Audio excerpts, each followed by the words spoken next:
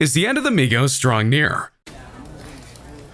What up, Offset? Do you want to win any of these items on your screen? If so, be sure to watch the whole video, leave a like, and comment the hidden message. And with that being said, let's get right into the video. There are a lot of different things going on in the world of rap right now, with many artists out there in trouble legally, financially, or even physically at points. For the trio known as Migos, they're in a state of limbo with a member facing legal issues that could take him away for over a decade. Be sure to like the video and subscribe to the channel. Number 4. The state of Offset. 3 charges against Offset, according to the Clayton County District Attorney's Office. Want to know one of the best ways to get a rap group to break up? Getting one of the key members put in jail. And for member Offset, his life in recent years have been defined by many questionable decisions, including some that have led him in serious trouble with the law. He's already been arrested multiple times and even put in jail for various stints. They charged me with a riot in the penal facility charge.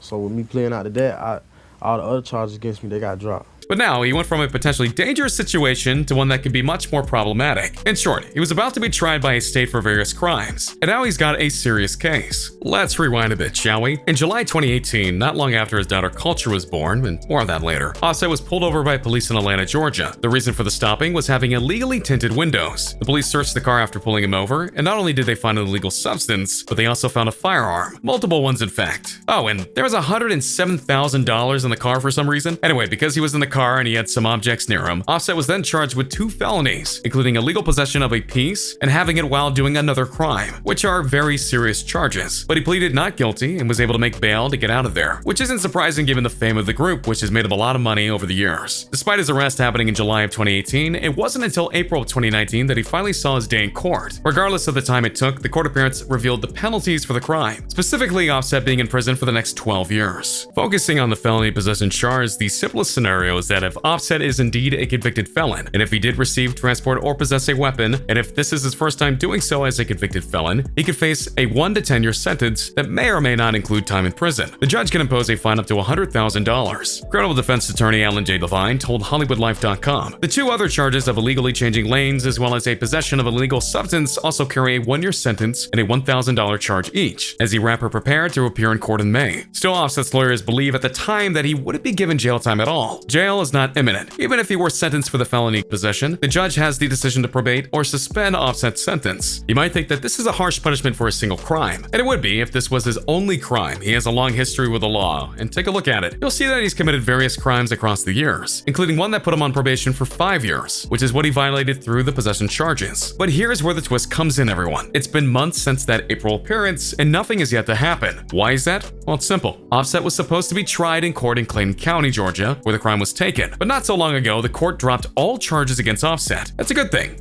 right? He's cleared, right? Well, wrong actually.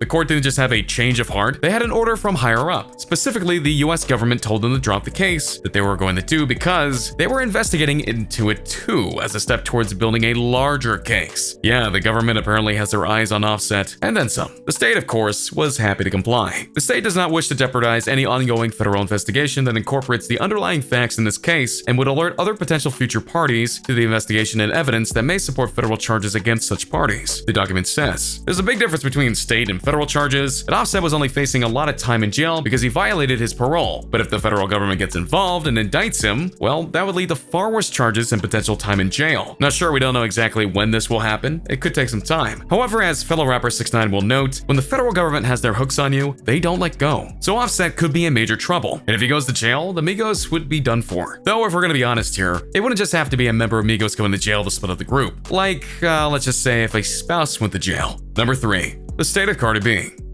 Officer, please.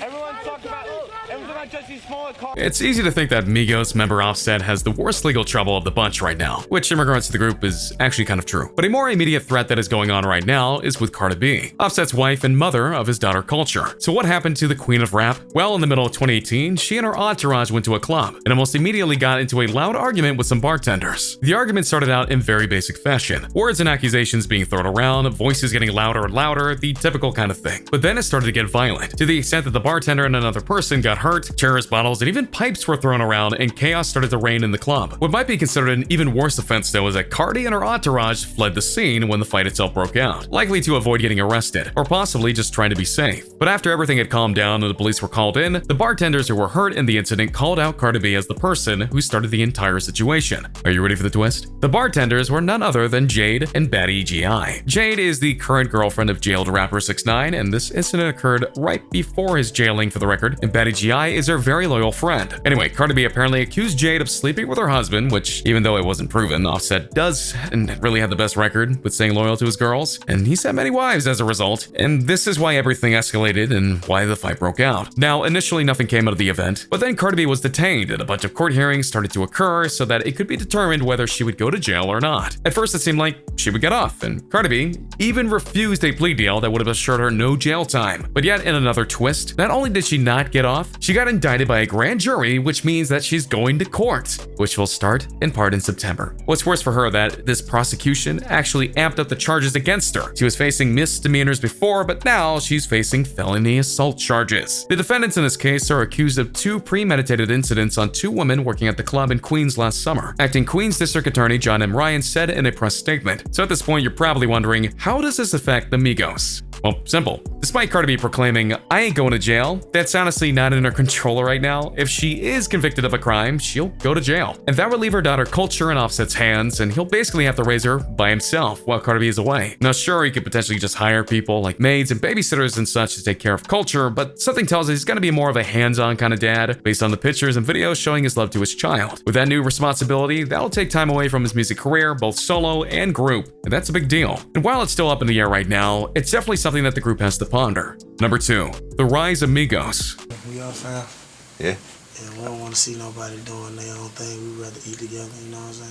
Okay, shall we focus once again on the Migos prosper? Because one of the reasons that so many people are wondering why Migos is a bit MIA in certain ways and whether they'll break up is because they truly made their mark in the industry, and they did it in a way that isn't exactly popular anymore. At one point in time, rap groups were common, and many groups helped define the industry. But now, new rappers prefer to be on their own and craft their own beats their own way, which makes sense given Drake, Eminem, Kanye, Nicki Minaj, and many other successes. They've all been on their own basically their entire careers. Yet Migos is a group, but they're unique in their own group setting in rap terms. The group is comprised of 3 guys: Takeoff, Offset, and Quavo. One thing that really made them stand out from everyone is that they're literally family. Like literally. Not brothers though. Quavo is Takeoff's uncle, Offset is Quavo's cousin. That's a unique way of setting something up, but hey, it works. However, like many up-and-coming rap stars, both past and present, they had to find their way in the world to the extent that they weren't the Migos at first, but they were actually Polo Club. This was during the early parts of their career on the streets of Atlanta where they grew up. Migos came along later as they did their connection to manager Coach K, and under that name, they made their first mixtape in 2011, the true beginning of their journey. Later in 2013, they made a single called Versace. It wasn't the biggest hit ever, but it did crack in the top 100 at number 99. The song also helped them blow off in an offhand way, as Drake himself heard the song, liked it, remixed it, and sang it all over the world. That's a big endorsement as Drake was riding high on his own fame at the time. Using that momentum, they released a mixtape called YRN, which had Versace on it and got a lot of acclaim for that particular track. This was the true start of their fame. With that fame, the chance to perform in more places, including televised events, and after dabbling in some more mixtapes, they went bigger and eventually released their first official studio albums, Kulture and Kulture II, which not only had their own music, but collaborations with Cardi B, Nicki Minaj, and among others. To this day, these are their best-selling items, and both of them went number 1 on the Billboard Top 200. And Kulture II did even better than the original. And as with any great musical act, the Migos got music nominations, including some Grammy nominations, and even won some BET awards for their music. So when you look at them from an accolade standpoint, and yet the group is on the verge of falling apart, and for many reasons that can be attributed to them. Migos is still touring today and making appearances of all kinds of shows and with various artists. So in truth, they're the one and only big name rap group in the world right now. A far cry from what the industry used to be like, if we're being honest here. But they made it, and they made it work. Yet there's only one major thing that's missing right now in terms of Migos: new music. Number 1, music culture. Underrated. Underrated, man. Underrated. You see them Never charts? be overrated.